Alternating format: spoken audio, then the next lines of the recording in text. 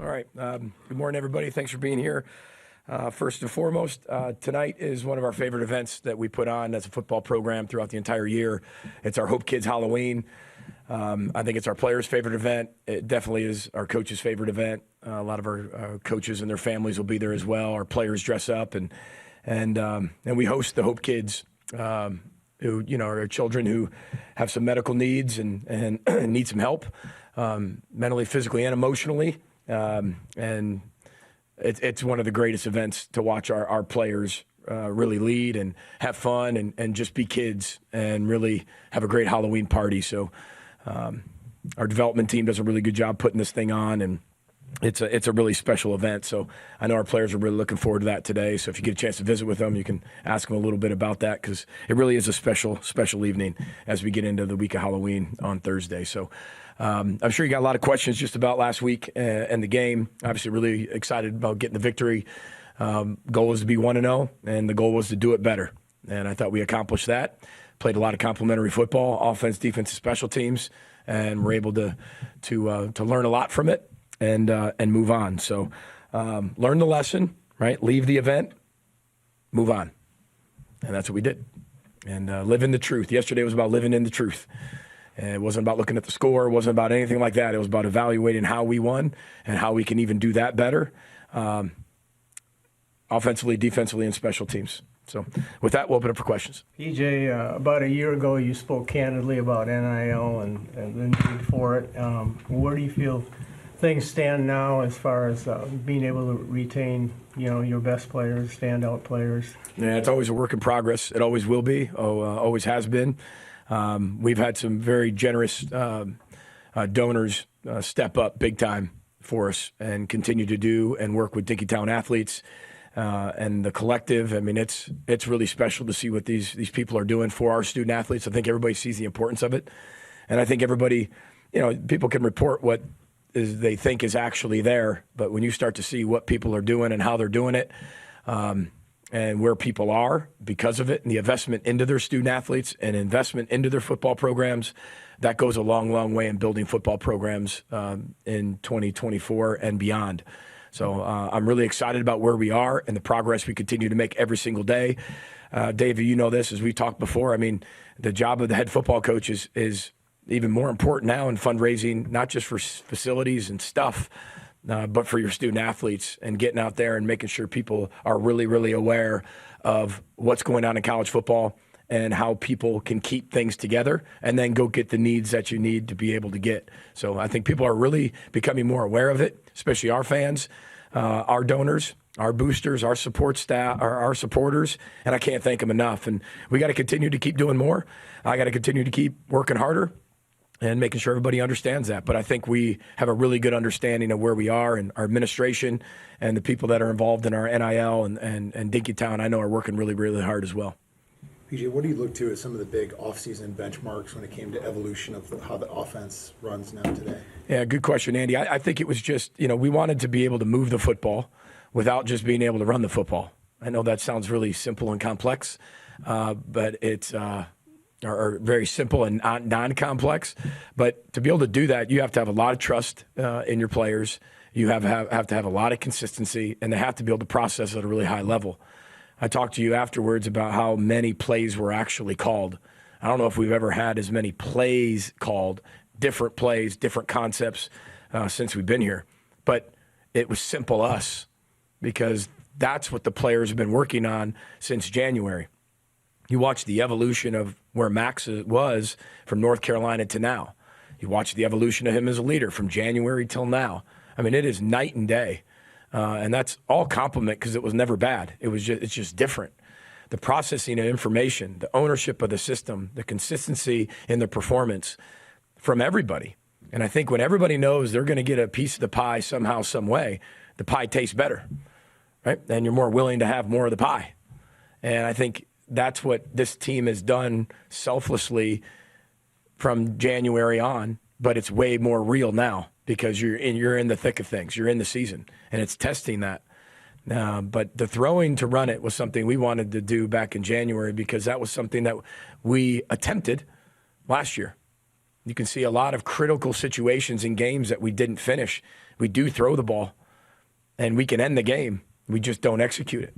And this year we knew we were going to have to be able to close that gap to find a way to do that. And, you look at the North Carolina game, it was a last-second field goal. That game could have went either way.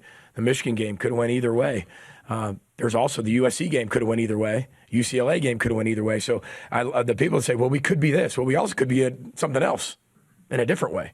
I don't live in the coulda, woulda, shouldas. You live in what's real, and you live in what's truth.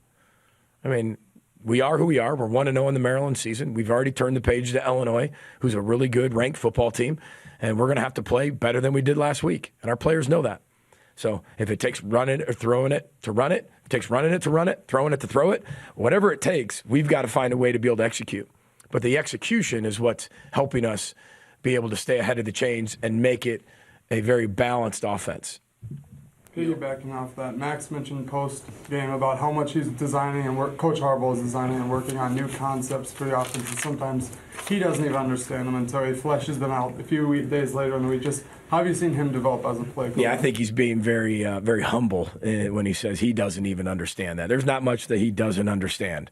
But I think that when your quarterbacks, I can say quarterbacks because everybody's working just as hard as Max, which is great, and your coordinator and quarterback coach, when they see things very similarly, right? And I don't like to say on the same page because the page is pretty big depending on what book you're on, and there's a lot of words on a page, and they're all not aligned, right? I'm talking about alignment, right? True alignment. Our coordinator, quarterback room are all aligned in what we can and cannot do, and what is too much and what's just right. And how can we keep defenses off balance? And how can we be able to use as many weapons as we can to diversify the ball into playmakers' hands? And I think, again, everybody's striving to do the same things. I mean, we all are. I mean, I told you I watch many press conferences on Monday. Today's my press conference day to watch a lot of different teams. We're all talking the same thing, but it's the consistency. That's the truest measure of performance. If you can keep doing it at a high level over and over and over and keep doing it better, you're going to win a lot of games. If you don't, all press conferences that don't pretty much sound the same. So, but I love it. It's so fun to just listen. It's not a coach and a student or a coach and a player. It is a conversation. It feels so much like an NFL style quarterback room. And I give them a lot of credit because that takes a lot of trust, and that takes a relationship that can really mesh. So Coach Harbaugh and Max and all the quarterbacks are doing a really good job. Illinois' defense has been a difficult code to crack the last few years. How would you say you're better? For everybody. Yeah, right. I think they have one of the most unique schemes defensively in college football, and it's really hard to really peel back the onion and dissect it and get tendencies. Okay, they're doing this, so they're going to be in this coverage. They can run their man coverage schemes. They can play cover 3. They can play cover 2. Those are very different concepts. Right, those call for all different types of plays, and they can run them from all the same looks, and they all look identical until after the ball snapped. And it's not just that guy's going to that area, and that's it. They can all get to the coverage. This guy could be playing the deep half this time, and this guy could be playing the deep half the next time. They have their own system. It works really well. It forces you to be really decisive, make really good decisions. And they do everything they can to force you to make mistakes. And they're very advantageous. They take advantage of those mistakes. They're really good tacklers. They play really hard. They swarm to the football. They're smart. They understand the system, and they play it at a high level, and they play for each other. I mean, it's a typical Brett Bielema team. They play really hard for each other, and they're a very good defensive football team. They can run the football on offense. They can throw it as well. But, they play smash mouth football on both sides and very disciplined football. Especially in situations. So they understand their scheme, and they play it really well. What challenges does Luke Altmaier present to you guys? He's a great athlete. We've watched him for the last few years, right, or last year and then this year. And, he's a really good athlete where he can create on the run. He's really, really cool, calm under pressure in the pocket. He stays in the pocket, delivers really good throws. He's very accurate as he's being hit and as he's delivering the ball, as he's getting hit. But he's a really good runner, too. And, he's got a lot of confidence in the people in front of him up front. And I think that shows. He's in complete control of the offense.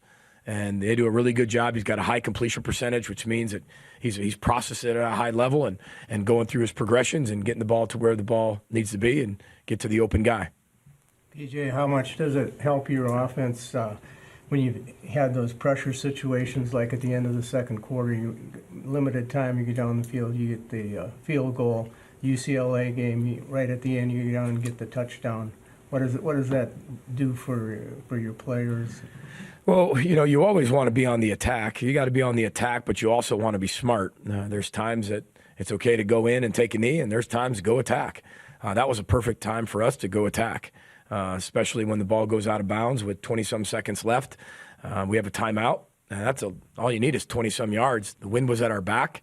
So, Dragan, I trusted him from a long distance. And, you want to see how that first play goes. First place gets a chunk.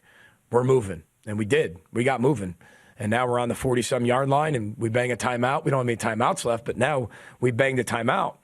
And now we get a first down. Now we can clock it. And now all of a sudden you can get 4 or 5 more plays in that 24, 25 seconds if you're smart. The one with 7 seconds left, we knew we were getting the ball in the second half. They had just scored. We wanted to make sure that we countered that score to make that 7, technically 4, with the field goal. The worst thing you can do is run a play that takes 7 seconds to run. Outside of your control, ball gets tipped, something happens, and the clock runs out, and you get no points, and you're in field goal range. So for us, take the 3, come back out with the ball in the second half. We score a touchdown. Technically, that's a 3-point swing back to us in those last 3 possessions. Their score, our field goal, and then our touchdown to open the half. That's a 10-7 swing. So that's what we were thinking on the end of the half. But again, with Max, I feel good about anything we do when we go attack because I think he can process at a high level. That processing at a high level is, I think, the greatest trait a quarterback can have. And then if you match that to accuracy, that's the next, right? And we're talking like leadership and everything, but that's what we're talking about. And it's not about how far you can throw it. He can throw it plenty far, but it's the processing of information, right? And then distributing it to open guy accurately. And he's been able to do that. He made some huge throws in that game. And you probably all remember them.